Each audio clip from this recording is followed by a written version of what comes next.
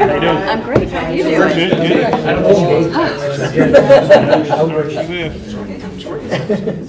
If she does. I'm sorry, I'm definitely. I'm Chuck and Miguel. That's it. So, and remember Catherine passed.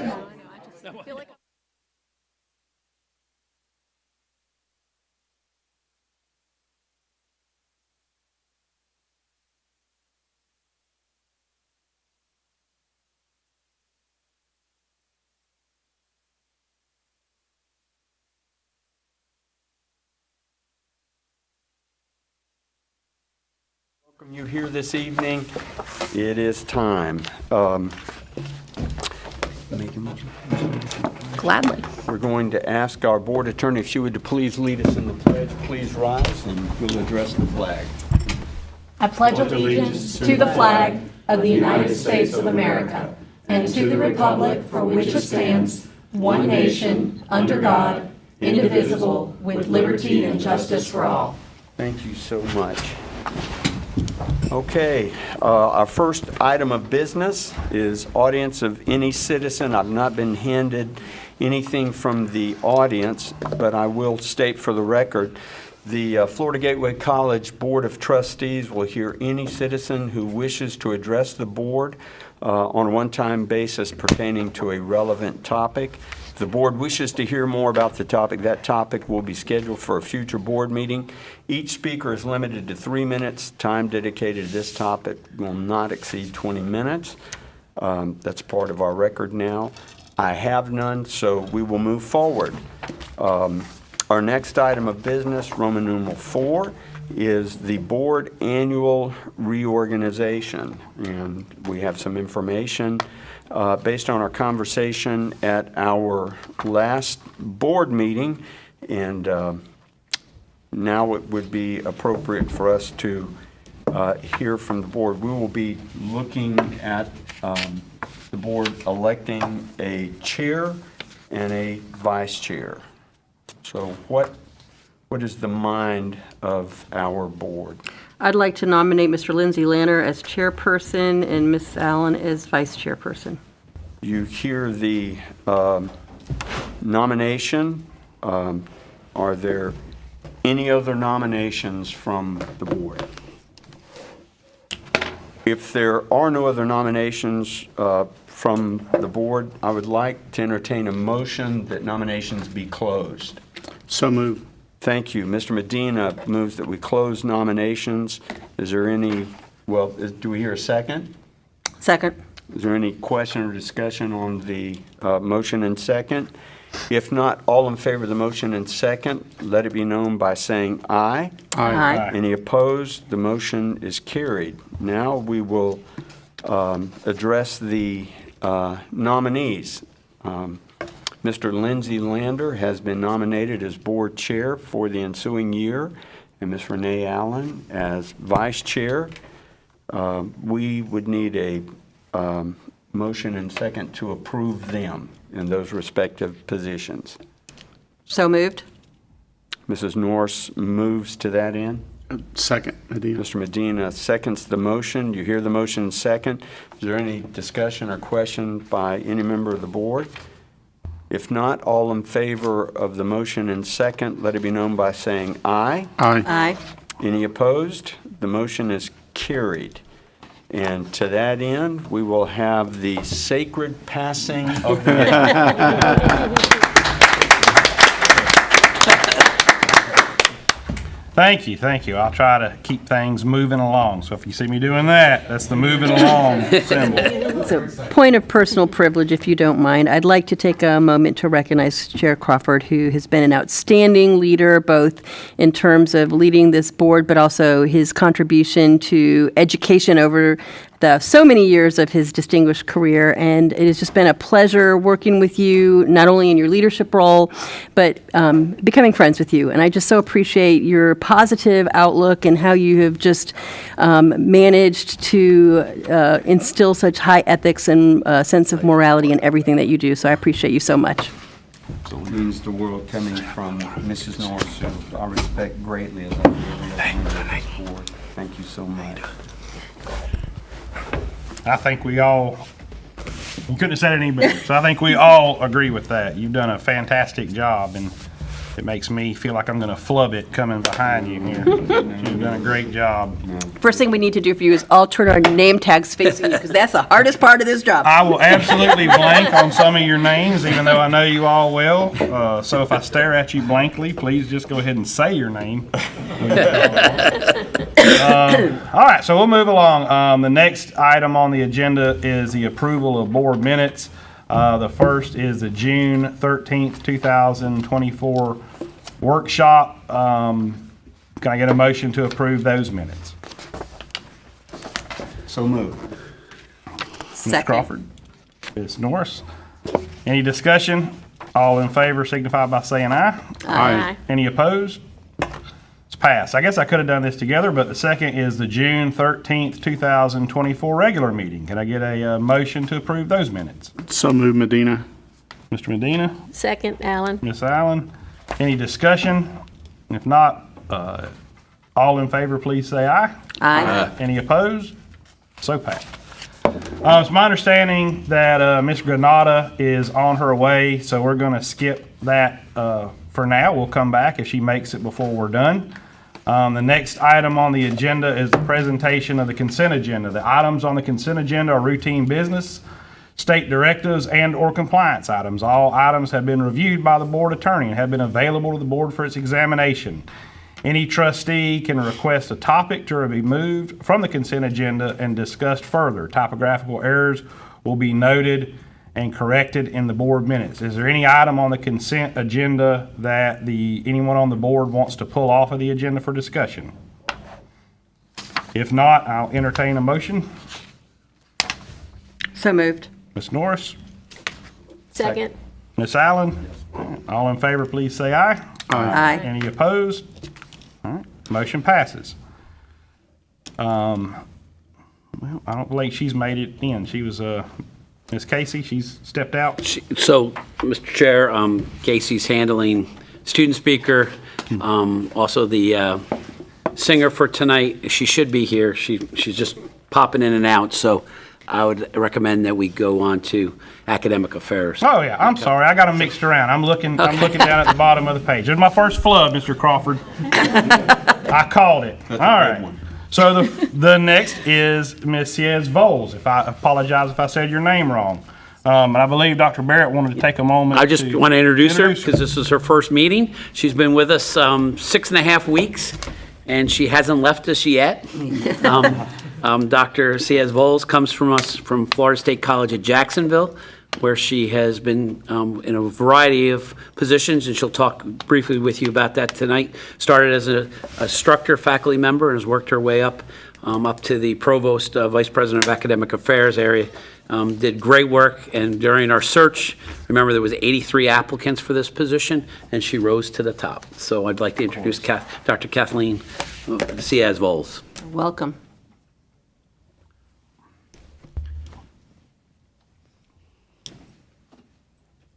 Thank you, Dr. Barrett. And good afternoon to Chair Lander, to Vice Chair Allen, and to the trustees. I am delighted to serve in academic affairs here at Florida Gateway College. Since starting on July 1st, I have had the opportunity to meet many wonderful colleagues, not only in academic affairs, but also across the institution. And I am grateful for the warm welcome that I have received. Today, I feel especially thankful to represent the diligent and collaborative efforts of the academic affairs team, some of whom have joined us today. Throughout the summer, the Academic Affairs Division has been busily preparing for the 24-25 academic year. In addition to updating the faculty handbook and academic pathways for students, be they in Associate in Arts, Associate in Science, or Baccalaureate programs, faculty and administrators have engaged in the state-directed review of general education, which is part of our board consent item today.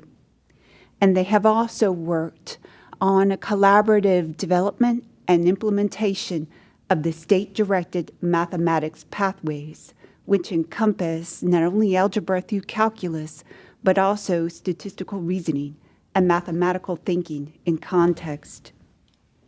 Additionally, one of the college's signature programs, the Associate in Science degree in nursing, specifically the traditional generic program, experienced a historically high number of student applications.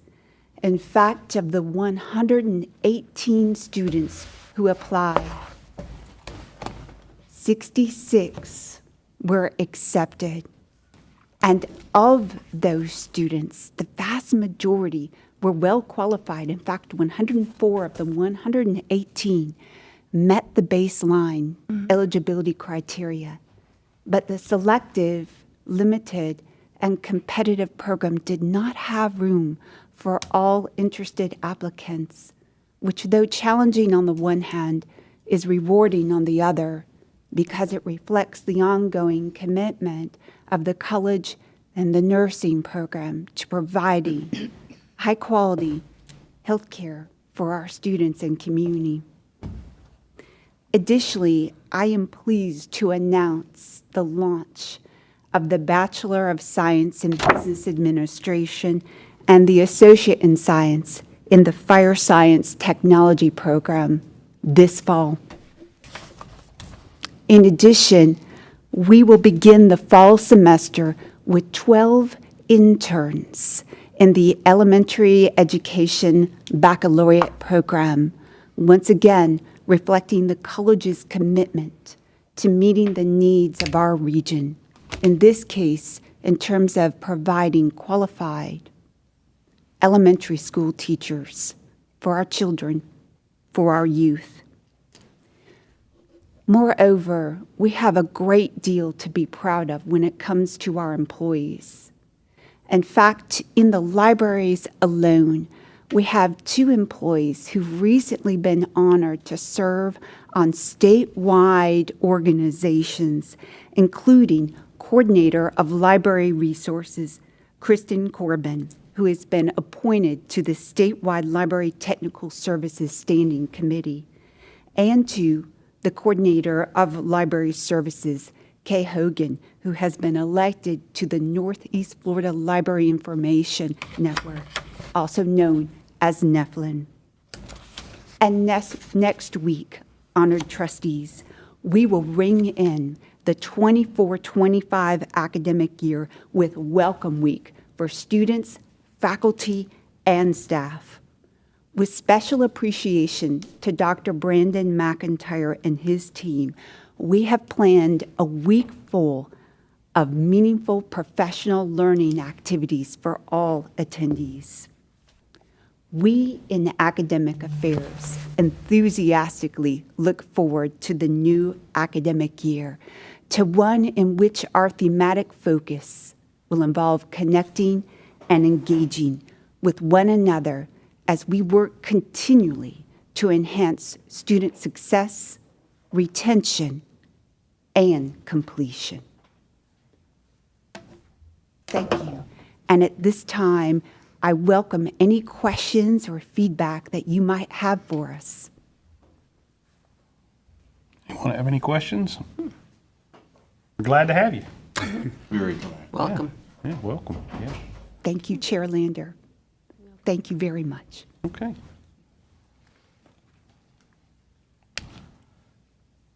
All right. Next is Student Affairs and Public Information. Mr. Cardenas. Thank you, Mr. Chairman. Board of Trustees, excuse me. I am thrilled to announce that we have 8 student athletes that have been named to the 2023-2024 NJCAA Academic All-American teams.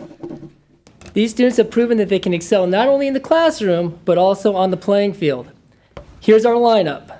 First team, perfect 4.0 GPA. Israel Yant, freshman, men's basketball. Second team, 3.8 to 3.99, Brooklyn Kennedy, sophomore, women's softball. Roxy Autumn, freshman, women's cross country.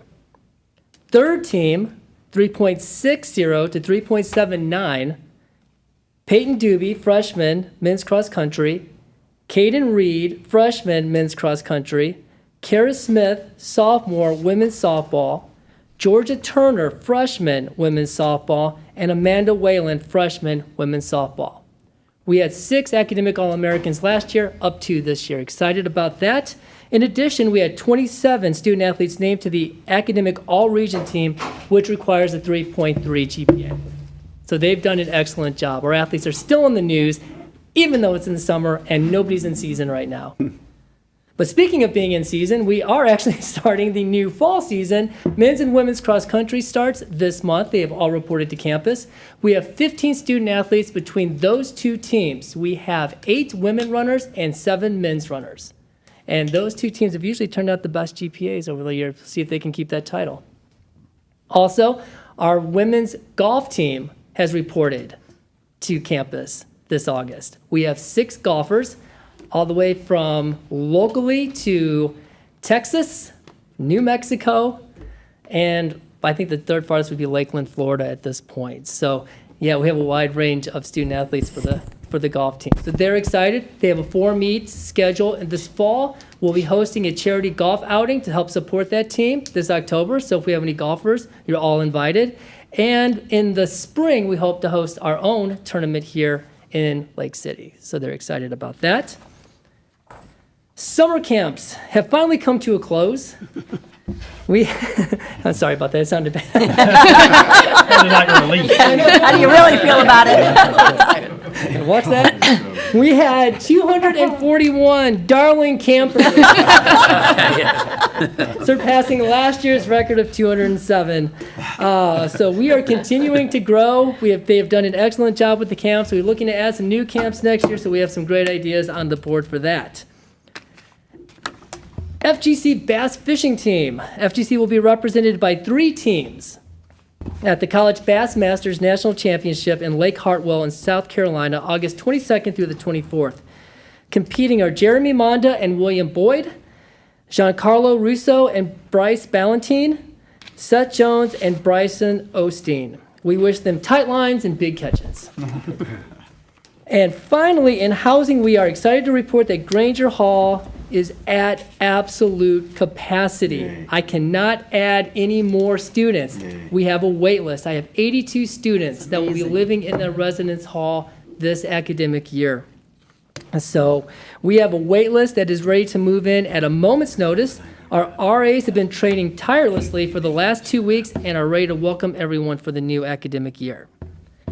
And I did get Zamario's report. I will make it brief. But she wanted to let everybody know that SGA is excited about the beginning of the fall semester and hosting all kinds of events. Welcome Back Week is going to be full of various events for our students to participate in. Throughout the week, we have Maps and Munchies, which is a great way to get to learn the campus. We will be encouraging students to download Navigate and giving away free t-shirts to the students who do that.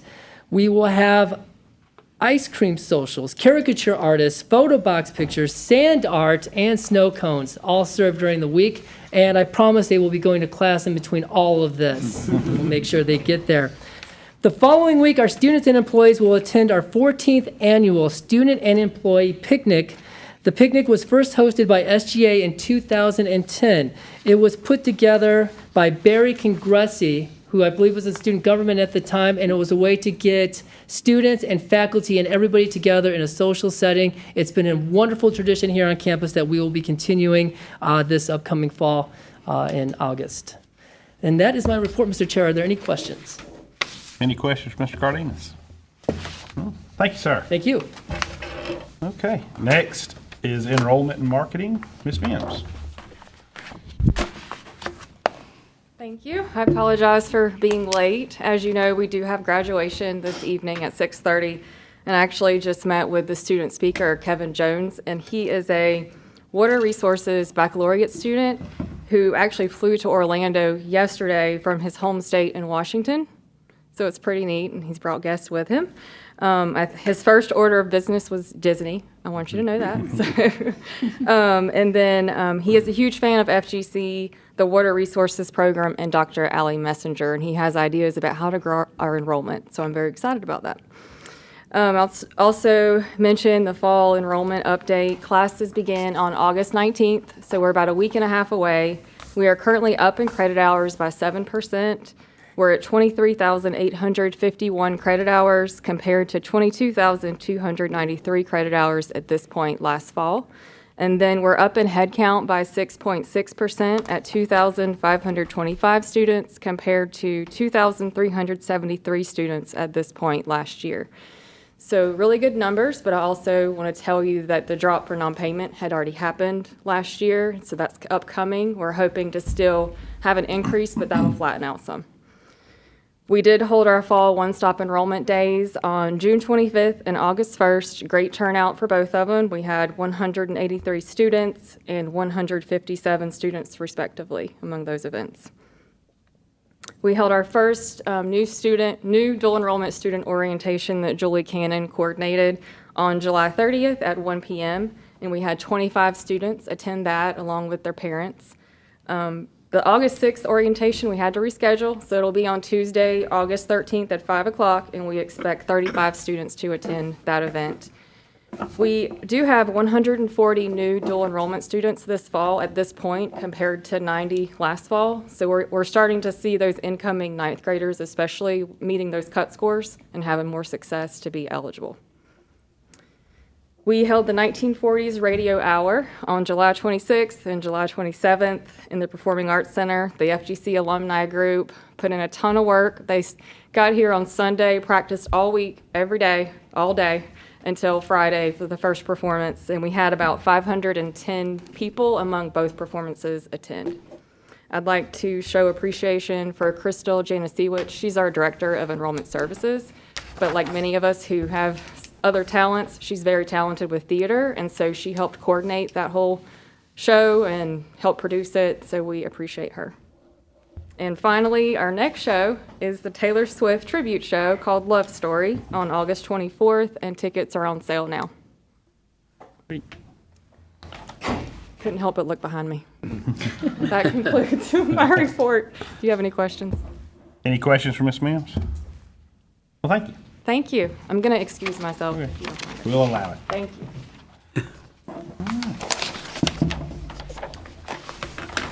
Next is Business Service Report, Ms. Holloway. Good evening. First item I would like to request approval on is Budget Amendment 1 to the current restricted fund, Fund 2, for the fiscal year 24-25. This amendment recognizes revised award authorizations and new grants received in the 24-25 fiscal year. Okay, I'll entertain a motion to accept Budget Amendment Number 1. I'll make the a motion. restricted current fund. Dr. Tepedino. Second, Medina. Second, Mr. Medina. Any discussion? All in favor? Aye. Aye. Any opposed? Motion carries. Thank you.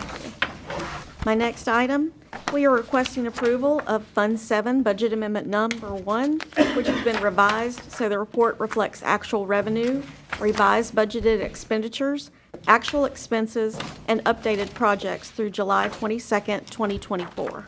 Okay, I entertain a motion for Budget Amendment Number 1, the Capital Outlay Plan. So moved. Ms. Norris? Second. Ms. Allen? Any discussion? All in favor? Aye. Any opposed? All right, motion passes. Thank you. And then finally, we have, we're requesting approval of the 24-25 salary schedule for Florida Gateway College. Normally, this is part of our annual budget package. We did have a few minor tweaks and job titles we had to change and update those. So this is why it's coming to you a little bit later. Okay.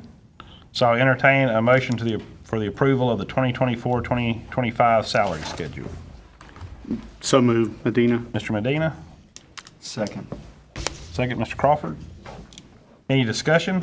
I do have a question just for the public record. So refresh our memories that you go through a process to validate that these salaries are all in line with competitive salaries and whatnot. So what's your process on that?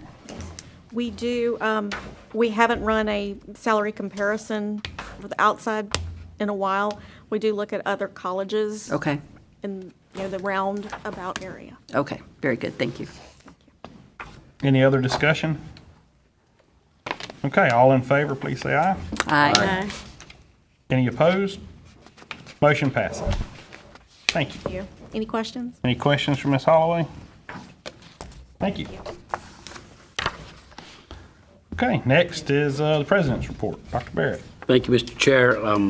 Fortunately or unfortunately for you, as I reflect on this meeting, this is my beginning of my 10th year, and I recall my first meeting, Mr. Brannon, I remember very clearly, I was a newbie from the north, and Mr. Brannon, and the previous month, a tuition increase was approved by the board for $1. And I remember very clearly, Mr. Brand said, well, I think that we should revisit this. And I was like, what am I getting? And he asked me, what do you think about this? And not knowing Florida, so it was an interesting beginning. And at that meeting, we changed that and remained our tuition stable. And for the last 9 years, and now 3 years prior to that, so 12 years consecutive, this board. So I want to thank you on behalf of our students for that, because it's really an important aspect of that. So thank you so much for that. I also, many of you had the opportunity, it was a very tough time, and many of you attended Miss McGinnis's funeral. As you know, she served for 25 years along with Miss Norris. They started at the same time, and it was a wonderful ceremony, and I wanted to show you, and only Catherine could do that, 4-color brochure on her time. And we are going to, we were planning on doing a video, but it just got away from us with the busy time that we've had. But I will tell you that, and I don't know the exact date, so I'm going to look to Lee for this, but this year's recipient of the Friends of Foundation will be the Dixie County Foundation. And that will be held, and Ms. McGinnis, as you know, was one of the founders of that. So we want to honor the Dixie County Foundation, but we have to remember that Catherine was one of the integral parts of that. And what a wonderful woman she was. So thank you all that could be there, and I know you've thanked her. And quick story, I won't tell the story, forget it. I'll just leave it at that. So Lee, do you want to say when the... Wednesday, September 25th. So, with Ms. McGinnis's leaving us, we do have some trustee appointments that we'll be working on to fulfill the trustee from Dixie County. So I'll be looking towards any of you that know people in Dixie County, and we've already started reaching out to a few people in Dixie County to give us some names, so we need to do that. So thank you very much for that. One of the things Mr. Cardenas did not mention was our football team will be honored at this Saturday's game, or is it the 17th, August 17th, at the Jacksonville Jaguars game. They'll be invited on the field in preseason, so that will be a nice thing. And we did receive a donation from them, the Jaguars, for I think $1,000 for our football program, so it's good. And remember, that will become an Olympic sport in 2028. And we feel that one of our athletes is already being targeted as a potential Olympic person to participate in that. So, wow, that'd be cool. It's kind of cool.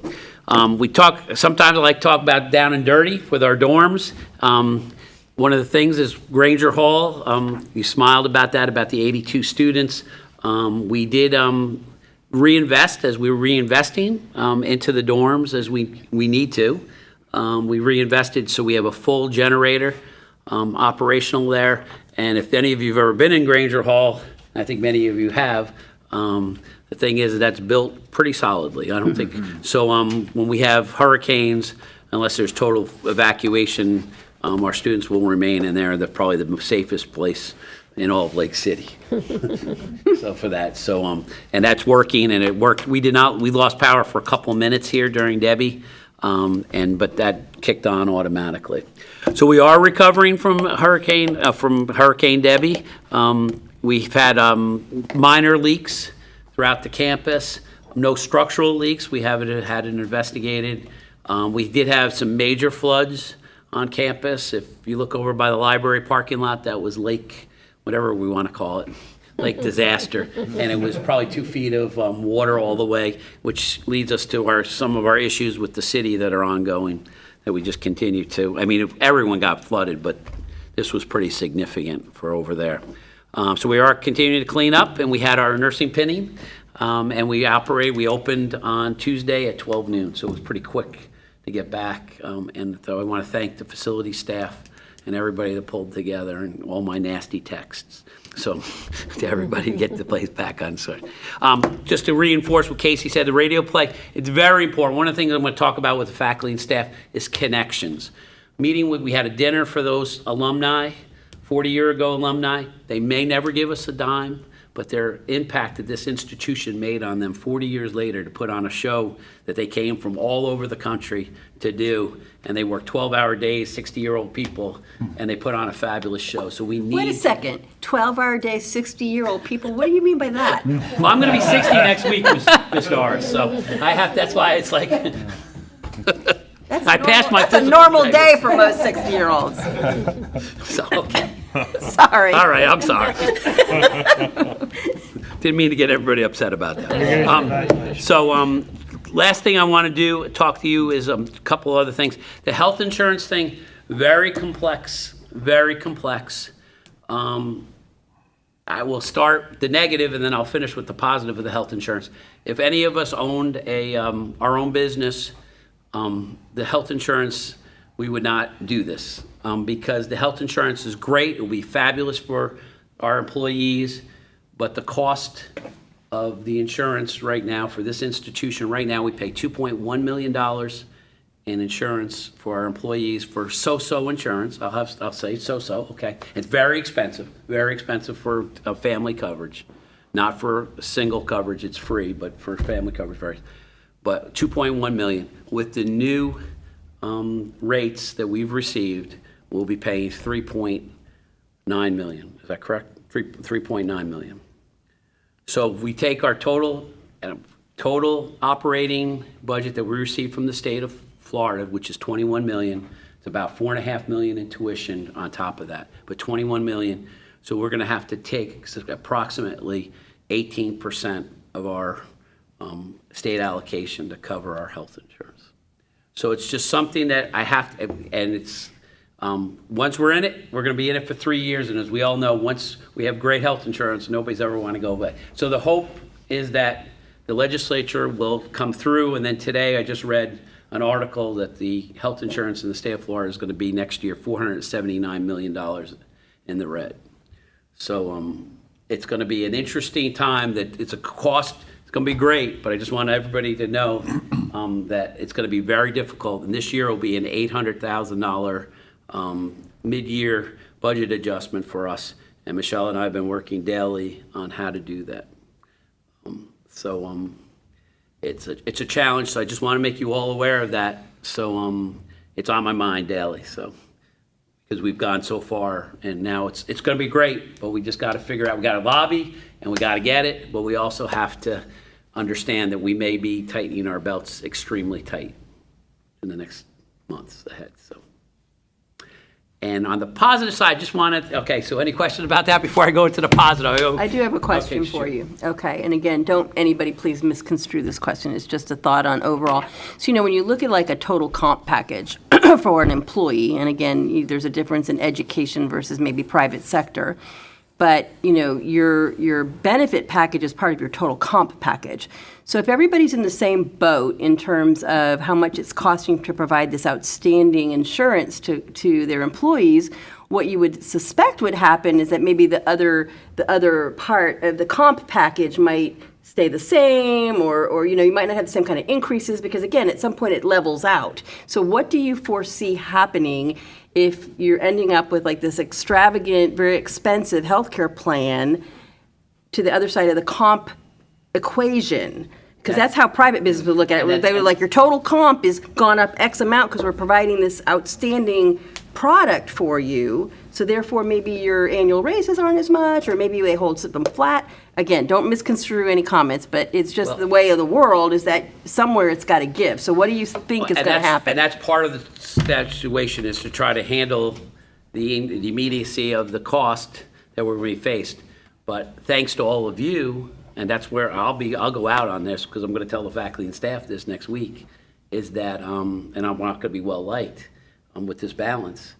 I don't see any raises coming, Suzanne. The balance. I mean, is, I don't see. I mean, not just our college. I and mean, this isn't just our issue, right? But, You know. yeah, but the thing is for 7 out of, I think it's 8 out of 9 years, this board has granted salaries that were well-deserved for the faculty and staff, well-deserved for this faculty and staff, including me, okay? So I'm putting myself in that part. That the thing is now, as the culture of the institution, many other colleges didn't do that. They gave them one-time bonuses. Right. So now the culture is that we're shifting, like you say, the compensation package. So it's going to be a challenge. Besides the immediacy, the long-term strategy has to be where we're going to look. We go back to, I think you pointed out, Suzanne, that we were at 72% of the total package, total of the institution, 72% of the costs were employee costs, and that included our benefits and everything. And this year we're up to 77. I have not run those figures, but I would guess we're over 80%, which is dangerous level for this institution, very dangerous level. So we're thinking about freezing positions. We have to come up with money in the middle of the year, and we're going to be asking most likely to go into fund balance. Yeah, I no, mean, it's wanna the be honest reality. with It's you. and again, we're not alone in this No, we're not. discussion. So again, the competitive marketplace will take care of some of it in terms of, if our neighbors down the street are in the same boat, so to speak, they're going to be thinking about the same things about how again, it's public money. How do we balance out the public funds that we're entrusted with? So I just wanted to, get your feedback on what you're hearing from your peers about. Our peers are saying, Kick the can down the- we're too big to fail, and we'll get the money. As you know, all of me, I want success for this campus, and we're all here for student success, and we're here for this community success.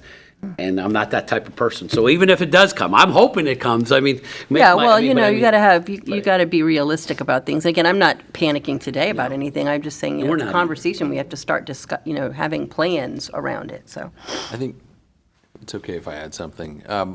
From being on this board for over a decade, the one thing that has stayed consistent is the inordinate increase in what insurance costs year to year is like stupefying. Mm-hmm. Like whether it be for the layperson, whether it be for somebody in academics, it is a nationwide issue in that regard. And I remember one year Bless you. when I first came on, I thought, oh wow, 7% increase, that's pretty bad. And then the next year was 14%, and the next year it was 21%. So I thought, how the heck is this happening? And it's the insurers are looking at their bottom line and looking at their margins, I'm sure, and I don't want to extrapolate and then we had issues with how the consortium was placing us in relation to other schools. But like every time we have ever had this discussion, the one thing I've noticed is coverage doesn't seem to get more robust, and the cost seems to just exponentially be jumping up. And I don't think that's unique to us.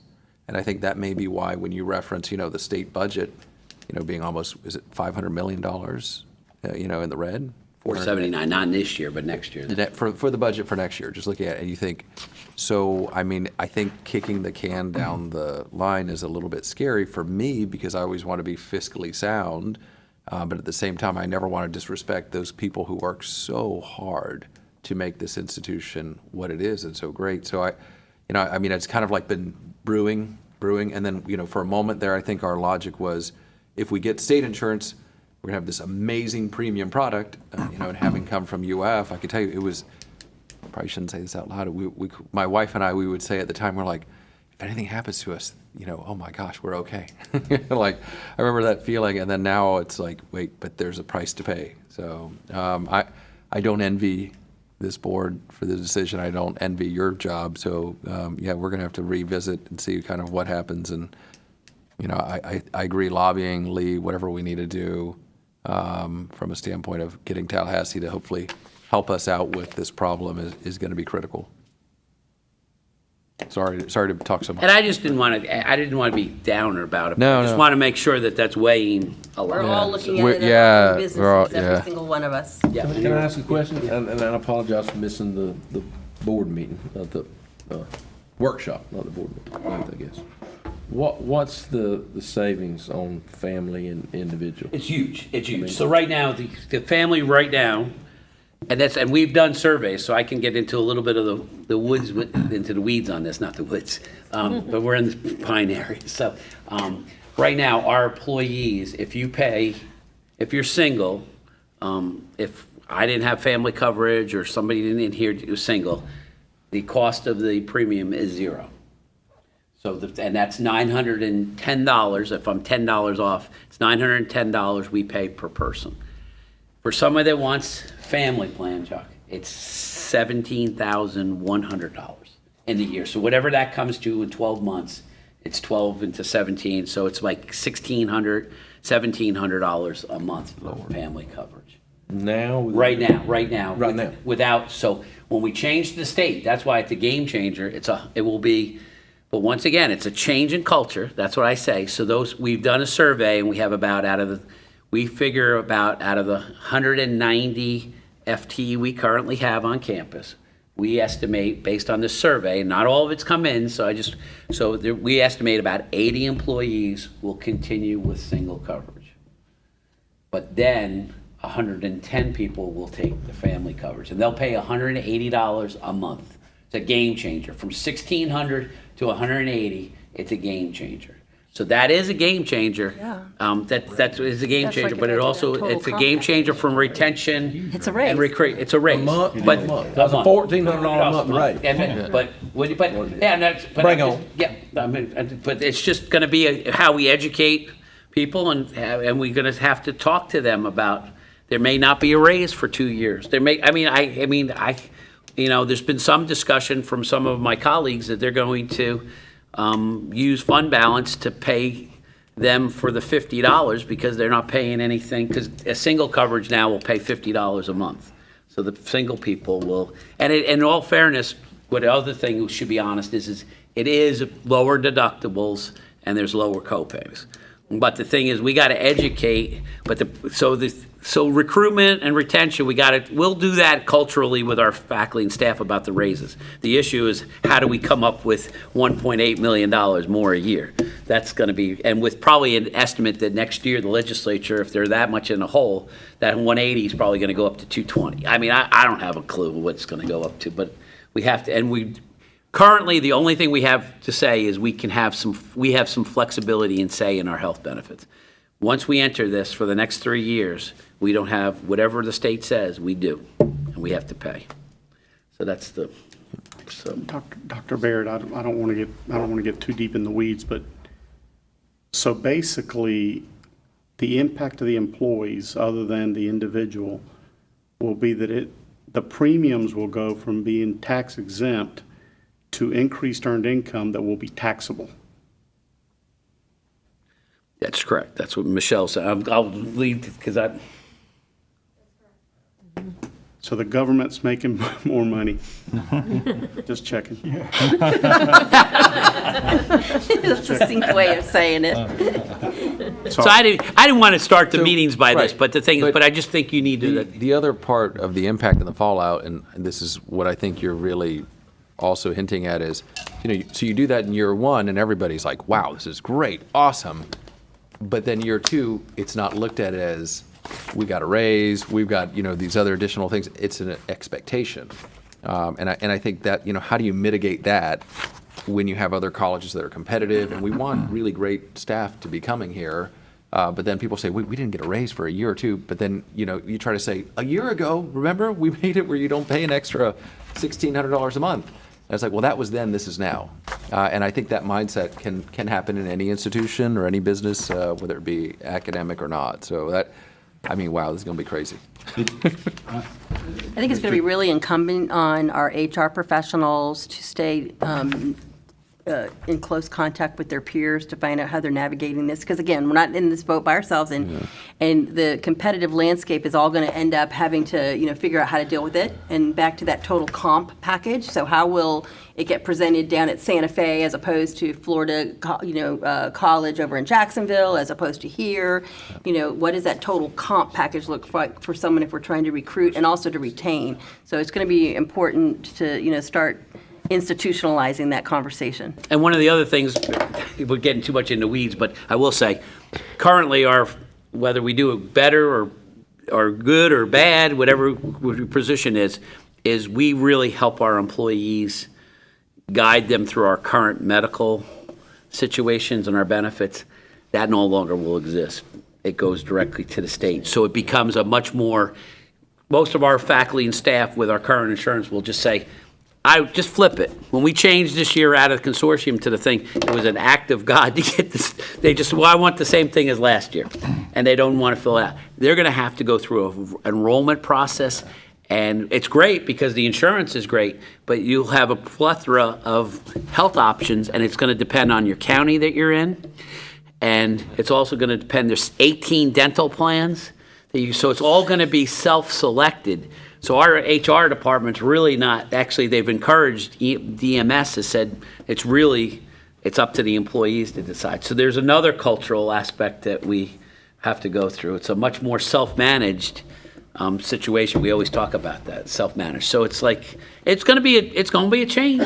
That's all I can say. It's going to be a change. So we'll get through it as we always do, and we'll do it, and we'll get it done. And we'll make it work for our employees. But remember, we just got to make sure we don't take away from our students. That's why we're here. So we got to make sure it doesn't impact education at all. Remind me, because I'm not in the healthcare silo. So the money was there or not there, or was that money vetoed? That portion was vetoed. So you don't need to lobby the legislature, you need to lobby the executive branch, correct? Well, I'll say it. I mean, I'll say it all the time. Okay. So We need you as the chair of the... and I've been on so many tangents since we left. So the legislature provided the money, but it got vetoed. So this year, we're going to try to plug it back in there and hope it don't get vetoed. Okay. And what I've heard, what I've heard is strictly rumors, is we're not to ask for money for healthcare. We're to ask for operational. So as we have operational monies, I would see my prediction, if we get monies, it will go into operationals, which then will go towards paying for health insurance. That's what I would say. So and that's the complicated issue of the situation. Mr. Chair, very quickly, I want to encourage our staff, President, HR, and Finance, on what Dr. Tepedino said. For just above 30 years, I negotiated with the instructional, non-instructional union. And as Ms. North said, compensation in any form is compensation.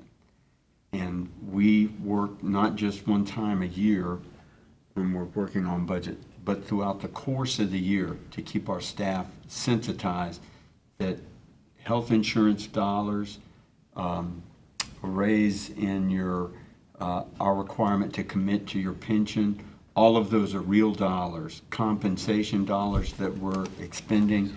And I would just encourage you all to please begin that conversation and keep that conversation going. And I know you'll think of wonderful, novel ways to keep that in front of the faces of our folks. It is doable. You can create a culture in which folks are plugged into that and very grateful for the wonderful compensation they receive in terms of insurance. That is doable. I've seen it done on a continuum, for better or for worse. Yeah, and the last thing I just want to say tonight, thank you all for being here for the commencement. The summer commencement, as always, this is the third one we're doing. It's the most rowdy one. Maybe because it's the winter one's at night. And I'll make sure I hold the crowd back so they don't attack us like that one year. But the thing is, it's very special. It is a unique experience. It will be unique to hear a distance learning student that's all the way from across the country. I've seen his speech. It's a great thing. That we do have a lot of students that do online, especially, so this is a new wave, and it's great to see him to do it. And I also want to thank you all for letting David earn that award as the alumni, distinguished alumni. And I know he has many people coming, and it will be a special thing. And so we're going to have, after you're done, we'll have dinner. We'll have a little dinner, and we'll get this show on the road. And I promise, depending on how long Mr. Crawford speaks, it's going to be between 43 minutes and 47 minutes. So you know how good I am about prediction of that. So thank you all. I just want to thank you for your support of this college. And I mean, it's been a rough couple of months, and I just want to thank you all for your support. So that's my report, Mr. Chair. Okay. Any other questions or comments? 12B. Yep. The next item is the approval of the updated mission statement. We did do some, Mr. Chair, if I can just say, we did do some massaging of the statement based upon some feedback we had afterwards by some trustees and by some English faculty. So it is a little bit different. I did not pick up on it, so I just wanted to let you know that. So.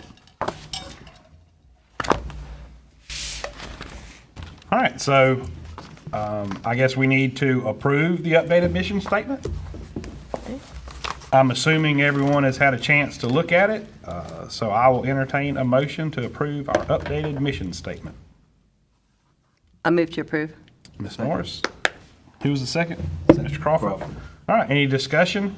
So again, when I started looking at it last time and I was, having a creative moment, I didn't think about the financial impact of what it would take to make all these changes. So, I mean, what does that look like for us? We'll probably be taking down these signs, but the thing is, we put them up for the last Saks visit. But so the thing is, we have to do publications and things, but most of our publications now are strictly online. It'll probably take us 3 to 6 months to make sure we have 100% out there. Okay. But what is good about this is it does give, as we enter the strategic plan this coming fall, it really gives us a strength of working from our mission on. So I don't think it's going to be that, for our 5-year, we have our 5-year accreditation coming up through Saks, and then immediately after that, we'll start our new accreditor process. So that will be and so this is good that we're doing it now. Okay. Very positive. And I felt like, honestly, that with some of the way that the legislature was going in terms of the things that they're looking to fund, I felt like having career readiness in our mission statement was really an appropriate and important statement to make to our funding source. And you'll hear tonight that 40, and now this is a unique group, it's 188 graduates. We'll have about 80 that walk through tonight. This mainly does is the technical career programs that many times they never get to walk across the stage. So you'll hear tonight that I believe 45% of the students walking across tonight were certifications, 15% with baccalaureate, 5% with this AS, and the rest with AA. So I don't know what that total is, but I have it written down. But so just so you know. Any other discussion? All right. Everyone to approve the updated mission statement, please vote aye. Aye. Any opposed? And the motion carries. And the last item is the 2024-2025 College Organizational Chart. And I believe that's for informational purposes. Okay. That's it. Didn't know if it had to be presented or No, not. yeah, we have to present it to the board. Okay. Next, we're going to hear from our student government representative, Ms. Granata. We're happy you're here. Yes, Mr. Cardenas already spoke, but you're here and we want to recognize you. We're always happy to hear from you. We hear you're going to have ice cream parties and shake ice. Not a problem. You have been here, I think, every meeting. Yeah. And we really appreciate it. I enjoy coming. We're excited about the beginning of the fall semester and hosting all the events we have been diligently planning. Welcome Back Week is going to be full of various activities for our students to participate in. Throughout the week, we'll be helping new students navigate their way around campus with our Maps and Munchies activity. We'll also be encouraging our students to download the Navigate app, which is a tool that will help them have a successful semester. The students who download the Navigate app will receive a complimentary Welcome Back t-shirt. We will provide lunch along with activities including caricature artists, photo box pictures, and sand art. SGA will also host a couple ice cream socials and free snow cones during the week. Students will be able to sign up for our first field trip to Itchituckney Springs all week. These activities are happening the first week of school to help our students acclimate to college life. The following week, our students and employees will attend our 14th annual Student and Employee Picnic. The picnic will first be hosted. The picnic was first hosted by SGA in 2010, and our SGA is happy to continue this tradition. This concludes my report. Okay. Any questions for Ms. Granada? Sounds like a lot of stuff going on. We really appreciate it. All your hard work. Thank you. Thank you. The next item is topics for future meetings. Anyone have any topics that they want to hear at a future meeting? All right.